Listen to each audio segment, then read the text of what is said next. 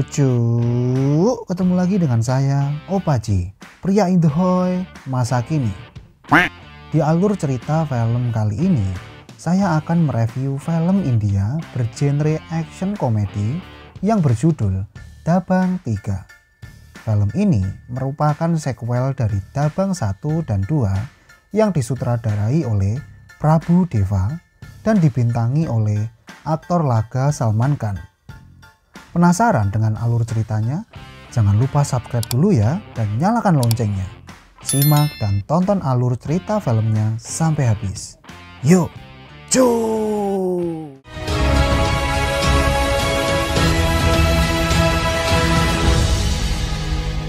Adegan berawal saat sekelompok penjahat merampas emas dari para tamu undangan. Seperti biasa, seorang perwira bernama Chulbul Pandey diutus untuk menangani masalah ini. Di markas para preman itu, Chulbul menghajar mereka satu persatu. Adegan beralih saat seorang perempuan dengan tertatih mendatangi kantor polisi. Maki, yang saat itu sedang bertugas, menerima laporan bahwa dia disekap. Maki pun mengajak perempuan itu ke tempat para penculik. Dengan gagah berani, dia menyuruh para penculik untuk menyerah. Penculik itu sangat banyak dan berwajah seram. Ditambah lagi, Maki lupa membawa pistolnya. Untung saja Chulbul datang dan langsung menghantamkannya ke arah penjahat. Dia lalu memberi pelajaran kepada penjahat itu dan berhasil meringkus mucikarinya. Dia tidak terima dan langsung menampar polisi wanita. Chulbul yang sebenarnya tidak mau menyakiti wanita balik menampar mucikari itu karena dia tidak bisa menghargai wanita lain. Adegan berlanjut saat pengacara dari mucikari tersebut datang dan membawa surat jaminan untuk membebaskan para penjahat. Tapi Chulbul langsung merobek surat jaminannya. Mereka lalu meminta Chulbul untuk melakukan panggilan video dengan bos mereka. Chulbul pun terkejut melihat seorang pria bernama Bali Singh. Cerita langsung berpindah ke masa lalu.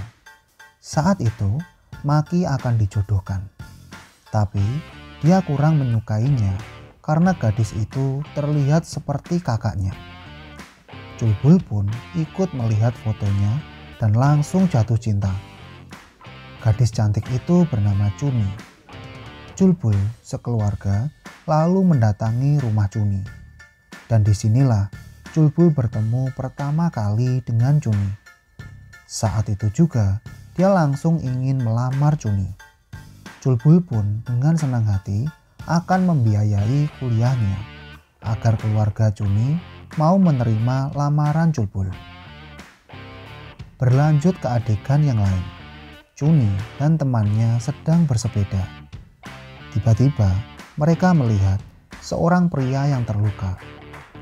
Chuni berusaha untuk menolongnya dan seketika itu juga Bali datang. Dia melihat sebuah mobil yang akan menabrak Chuni dan dengan sigap menahan mobil itu dengan tubuhnya. Chuni langsung menghampirinya dan saat itu juga Bali jatuh cinta pada pandangan yang pertama. Dia pun mulai mempersiapkan diri untuk menikah dengan Chuni. Tapi Bali langsung patah hati saat melihat Chuni dan Chulbul saling berpelukan. Dia pun membakar semua sari yang akan dihadiahkan kepada Chuni. Masih menceritakan masa lalu, Chulbul diberi sebuah video. Di video itu memperlihatkan Chuni diikat oleh Bali. Melihat itu, Chulbul langsung bergegas ke markas Bali. Sesampainya di sana, dia lalu menghajar anak buah Bali satu persatu. Bali sendiri akan menggantung Chuni di tepi tebing. Lalu Culbul memohon agar dirinya mau melepaskan Cuni. Culbul mulai dikeroyok dan hanya pasrah menerimanya. Hingga Bali menggantung Cuni di tepi jurang, lalu melepaskannya dan membuat Cuni terjatuh. Culbul berusaha berlari, tapi tidak berhasil menyelamatkan Cuni. Setelah kejadian itu, Culbul malah ditangkap polisi dan menjadi tersangka atas pembunuhan Cuni.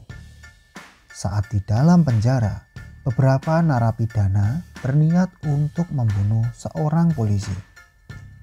Untungnya, Culbul langsung menyelamatkannya dan menghajar narapidana yang berniat jahat. Polisi itu pun berterima kasih kepada Culbul dengan cara membuktikannya tidak bersalah. Setelah keluar dari penjara, Culbul mulai berlatih keras untuk menjadi seorang perwira polisi yang akan menumpas kejahatan.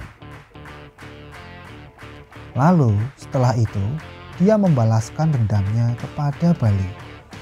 Mereka berdua bertarung di pinggir tebing dan dalam pertarungan kaki Bali tersangkut di mobil. Culbul lalu mendorong mobil itu sekuat tenaga hingga jatuh ke dalam jurang. Kembali ke masa kini, Culbul yang mengira telah membunuh Bali saat itu. Tapi panggilan video yang sebelumnya membuktikan kalau dia masih hidup. Amarah Culbul pun kembali membara dan ingin menuntaskan dendamnya. Tapi istrinya Raju melarang Culbul untuk melakukannya karena takut kehilangannya. Raju pun ingin Culbul berjanji untuk tidak melakukan kekerasan lagi. Berlanjut ke adegan malam, beberapa orang menyerang kediaman Culbul. Saat itu hanya ada Raju dan anaknya di rumah. Mereka pun kabur lewat pintu belakang. Naasnya, Raju tersandung, lalu menyuruh anaknya untuk kabur. Beruntungnya, Culbul datang pada saat yang tepat dan menahan lemparan dari para penjahat. Culbul hanya terdiam dan tidak melakukan perlawanan. Dia ingin menempati janjinya kepada Raju bahwa tidak akan melakukan kekerasan lagi. Raju pun berubah pikiran dan menyuruh Culbul untuk membalas mereka. Culbul lalu menghajar mereka satu persatu hingga terkapar tak berdaya. Adegan berlanjut, Maki yang sekarang telah diangkat menjadi inspektur dengan syarat dia harus mengkhianati kakaknya dan bekerja sama dengan Sarma dan Bali. Kini dia mempunyai pangkat yang sama dengan Culbul. Tapi Maki malah menampar Culbul. Setelah sekian lama menahan emosinya karena seringkali dipermalukan. Setelah menerima tamparan itu, Culbul hanya diam dan langsung pergi. Mengetahui hal itu, ayahnya mengusir Maki dari rumah. Sementara itu, Bali mempunyai uang 1 truk yang akan digunakannya untuk pemilu. Dia menyuruh semua polisi yang telah berkomplot dengannya untuk membawa uang tersebut sampai selamat kepadanya. Culbul yang telah mengetahui ini lalu menjarah mobil berisi uang tersebut hingga Culbul dikepung oleh polisi suruhan Bali. Culbul lalu menawarkan para polisi untuk membagi uang yang ada di truk. Tapi mereka harus mau mengkhianati Bali dan mereka pun langsung setuju. Panggilan dari Bali juga ditolak oleh mereka. Bali yang tidak terima lalu menangkap semua polisi yang mengkhianatinya dan menyiksa mereka. Untung saja Culbul dengan cepat bertindak untuk menyelamatkan rekan-rekannya. Adegan beralih ke Tuan Sarma yang ditawan oleh Culbul. Culbul menyekap Sarma di gedung tua dan memaksanya untuk mengatakan kejahatannya dengan Bali. Sarma yang merasa tertekan akhirnya menceritakan semua kejahatannya. Bali pun mengetahui pengkhianatan Sarma dan membunuhnya yang juga disaksikan oleh Maki. Ternyata kejadian Bali yang membunuh Menteri Sarma direkam oleh seseorang. Culbul pun mendapat perintah langsung untuk menangkap Bali atas perbuatannya. Sementara itu, Raju lalu diculik oleh anak buah Bali. Dengan cepat, Culbul melesat ke lokasi tempat Raju disekap. Sesampainya di sana, Raju sedang diikat di sebuah alat berat bersama Maki. Ternyata selama ini Maki hanya berpura-pura melawan kakaknya untuk menjadi mata-mata. Tapi sayangnya dia ketahuan saat Bali melihat video ketika dirinya membunuh Pak Menteri. Di video itu terlihat direkam dari sudut di mana posisi Maki berdiri. Bali pun mengetahuinya dan Maki mendapat hukuman atas perbuatannya itu. Sementara itu, Culbul yang akan menyelamatkan istri dan adiknya telah mempersiapkan semuanya dengan memasang bom di tempat itu. Culbul menjelaskan kenapa kakinya berdiri di atas box. Bukan untuk terlihat keren, tapi untuk menekan sebuah pemicu. Bom lalu meledak dan menewaskan anak buah Bali. Setelah itu hanya tinggal Culbul dan Bali. Pertarungan pun berlangsung sangat sengit di antara mereka. Hingga akhirnya Culbul berhasil memenangkan pertarungan tersebut. Dan kali ini dia benar-benar memastikan kalau Bali telah tewas. Culbul akhirnya berhasil menyelamatkan Raju dan Maki. Adegan ini pun menjadi akhir dari cerita film ini. Oke, sampai ketemu di alur cerita film selanjutnya.